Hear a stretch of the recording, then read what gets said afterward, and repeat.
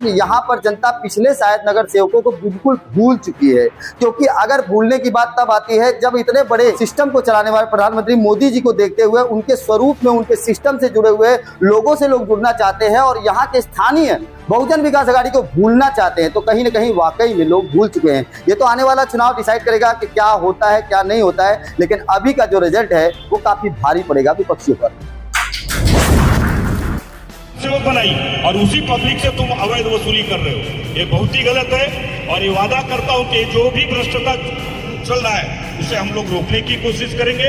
आप सभी से अनुरोध है कि महायुति के चारों उम्मीदवार को जितावे, हम सभी आपके सदैव साथ मिलेंगे। ये कोई मामूली संख्या नहीं, जहां चुनाव 7 से 8,000 वोटों के बीच जीत हार का फैसला हो जाता हो, वहां 10 दिन पहले 250 से ज्यादा लोगों का पक्ष प्रवेश सीधा संदेश दे रहा है। अब जनता का मूड पूरी तरह बदल चुका है। सभा को संबोधित करते हुए संजू श्रीवास्तव ने दो टूक में कहा, अब वादों का नहीं काम का वक्त है। बीजेपी वो करके दिखाएगी जो सालों में लोग सिर्फ सुनते आए हैं। नमस्कार सभी को, मेरा नाम शुभम राम दर्शपाल है। भारतीय जनता पार्टी में प्रवेश करने का सबसे पहला मुद्दा ये था कि आने वाले समय में जो हमारे मोदी जी है वो राष्ट्रीय पार्टी के तो है ही 10 सालों से जो उनका काम हो रहा है, जो विकास हो रहा है, उसको मद्देनजर रखते हुए मैं ये पार्टी में प्रवेश किया हूँ। और आज संजू अंकल के माध्यम से मैं ये पार्टी में प्रवेश किया हूँ। संजू अंकल को इसके लिए मैं बहुत बहुत धन्यवाद देना चाहता हूँ। तहे दिल से आप लोग का प्यार और सपोर्ट संजू अंकल के लिए दिखाइए। वार्ड नंबर 18 में संजू अंकल को भारी मतों से जिताने के लिए आप लोग का बहुत बहुत धन्यवाद। News live the social media news platform, please subscribe and live में फारूक शाह और हमेशा मैं 1 to 1 बात करता हूं। इस वक्त हमारे साथ संजू श्रीवास्तव जी हैं और इन्होंने एक ऐसी पहल की है इस वार्ड के अंदर जिसने एक अलग महारत हासिल की है। आज के डेट में सैकड़ों की संख्या में अगर बबिया के लोग शामिल होते हैं टिकट बंटने के बाद, तो ये संकेत जाता है कि कुछ बड़ा बदलाव नजर आने वाला है। मैं आपसे जानना चाहूंगा, आपने खरीदा तो नहीं है?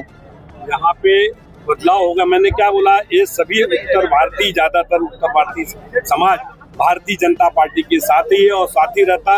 वो लोगों ने अपनी मर्जी से, क्योंकि उनके साथ कहीं न कहीं अन्याय हुआ है, तभी वो लोग यहाँ पे भारतीय जनता पार्टी में आए। यानी और भारतीय जनता पार्टी के ऊपर उनको विश्वास है।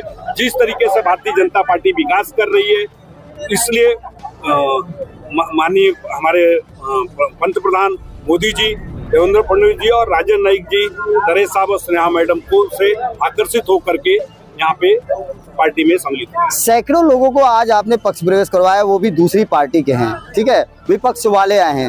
जनता को ये संदेश देना चाहते हैं कि देखिए दूसरे लोग हमारे साथ आ रहे हैं, लेकिन इस जनता का विश्वास जीतने के लिए आपकी प्राथमिकता में कौन कौन सी चीजें होंगी वो हम चाहेंगे जो आप ऑन कैमरा बोलेंगे वो हम आपके सामने बाद में प्रस्तुत करेंगे जब आप नगर सेवक बन जाएंगे और आपसे वो काम याद दिलाएंगे। प्राथमिकता हमारा पहला सबसे बड़ा विकास रहेगा, विकास और सुरक्षा।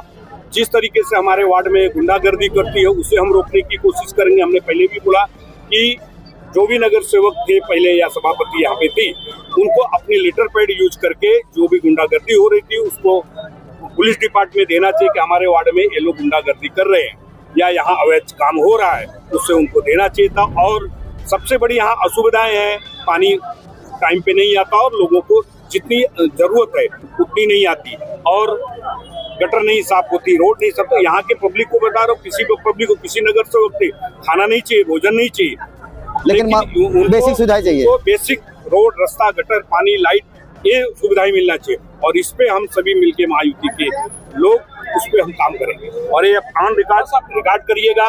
और 16 तारीख के बाद हमारे काम को 2, 3, 4, 6 महीना आप दीजिएगा। 6 महीना में मैं ये तो नहीं बोलता हूँ कि पूरे परिवर्तन कर दूंगा, लेकिन ज्यादा से ज्यादा परिवर्तन करने की कोशिश या प्रोसेस चालू हो जाए। मैं ऑन कैमरा बताना चाहूंगा कि इन्होंने जो वादे किए हैं उन वादों को हम रिकॉर्ड करेंगे, साथ में हम बताएंगे कि यहाँ जो पिछले नगर सेवक थे, किसी ने हॉस्पिटल बना लिया तो किसी ने वसूली करके बंगला बना लिया, लेकिन आने वाले वक्त में बीजेपी की तरफ से जो लोग आए हैं ये लोग क्या बनाते हैं और क्या करते हैं ये देखने। और उसी पब्लिक से तुम अवैध वसूली कर रहे हो, ये बहुत ही गलत है। और ये वादा करता हूँ कि जो भी भ्रष्टाचार चल रहा है उसे हम लोग रोकने की कोशिश करेंगे। आप सभी से अनुरोध है कि महायुति के चारों उम्मीदवार को जितावे, हम सभी आपके सदैव साथ मिलेंगे।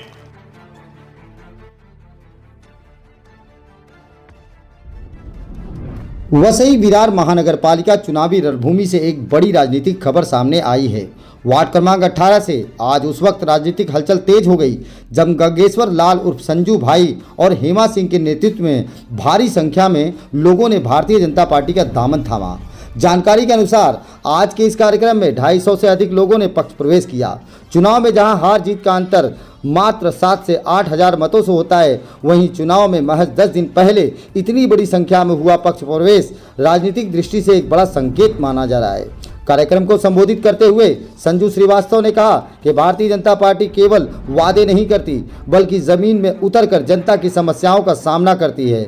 उन्होंने भरोसा दिलाया कि बीजेपी के बैनर तले अब वह सारे काम होंगे जिनकी उम्मीद जनता अब तक अपने नेताओं से करते आई है। जनता के प्रति जो काम रहा तो मैं उनसे अच्छा करके दिखाऊंगी। क्या आप पुराने प्रतिनिधि के ओर से उससे कुछ बेहतर कर दिखाएंगे? जी, उन्होंने जो काम नहीं किया है मैं उनसे अपने जनता के प्रति घर घर जाके बैठ के जो उनकी समस्या उनको सुनूंगी, फिर उनका समाधान करूंगी। आपका विजन क्या रहने वाला है जीतने के बाद? मेरा तो सिर्फ विकास पे ही रहेगा।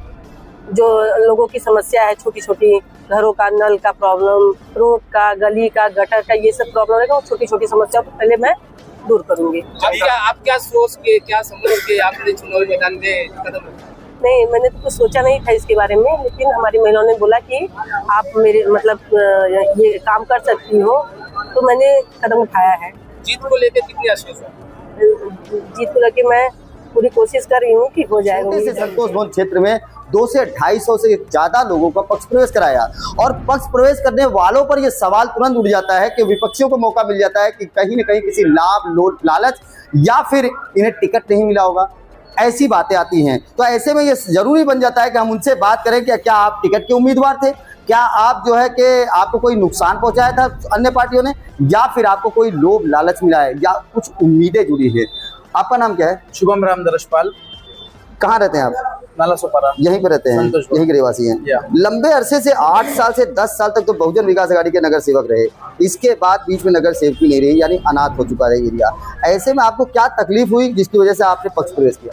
बहुत बड़ी बात पूछूंगा आपसे कि आपने कहा प्रधानमंत्री जी मोदी जी को देख करके और उनके सिस्टम को देख करके आपने परिवर्तन किया है, आपने इनके साथ जुड़े हैं और जो आशाएं आप लेकर आए हैं उन आशाओं में प्राथमिकता क्या है, किस वजह से आप इनके साथ जुड़ गए और क्या आशाएं हैं आपकी, उम्मीद क्या है, क्या चाहते हैं इनसे? देखिए, जैसा कि आप लोग को सब लोग को मालूम होगा कि लॉकडाउन में और उसके पहले से संजू अंकल ने कितना काम किया रहेगा संतोष भवन में और नाला सोपारा वसई विरार के क्षेत्रों में। तो उस काम को मद्देनजर रखते हुए हम लोग ने पार्टी ज्वाइन किया है और मैं आशा करता हूँ कि अंकल जीतने के बाद यहाँ के रोड, लाइट, सड़कें जो भी है उसका विकास करेंगे और यही सब चीज़ मतलब अच्छे से हो, इसके लिए हम लोग ने संजू अंकल को चूज किया है। पक्ष प्रवेश करने वाले ने अपनी बातें तो स्पष्ट रख दी, लेकिन मैं कैमरामैन से कहूंगा एक बार कैमरा को जरा घुमा दीजिए चारों तरफ। ये भारी भीड़ जो आपको दिखाई दे रही है ये नाला सोपारा के संतोष भवन में है और इससे भी बड़ी भीड़ अभी पक्ष प्रवेश के प्रोग्राम में देखने को मिला। लेकिन अब बातें मैं साफ तौर पे कह दूं कि यहाँ पर जनता पिछले शायद नगर सेवकों को बिल्कुल भूल चुकी है, क्योंकि अगर भूलने की बात तब आती है जब इतने बड़े भारतीय कानून को और सिस्टम को चलाने वाले प्रधानमंत्री मोदी जी को देखते हुए उनके स्वरूप में, उनके सिस्टम से जुड़े हुए लोगों से लोग जुड़ना चाहते हैं और यहाँ के स्थानीय बहुजन विकास आघाड़ी को भूलना चाहते हैं। तो कहीं ना कहीं वाकई में लोग भूल चुके हैं। ये तो आने वाला चुनाव डिसाइड करेगा कि क्या होता है क्या नहीं होता है, लेकिन अभी का जो रिजल्ट है वो काफी भारी पड़ेगा विपक्षियों पर। अगली खबर प्राप्त करने के लिए चैनल को सब्सक्राइब करें, लाइक करें और शेयर करें और सपोर्ट करें निःशुल्क पत्रकारिता का। जय हिंद, जय महाराष्ट्र।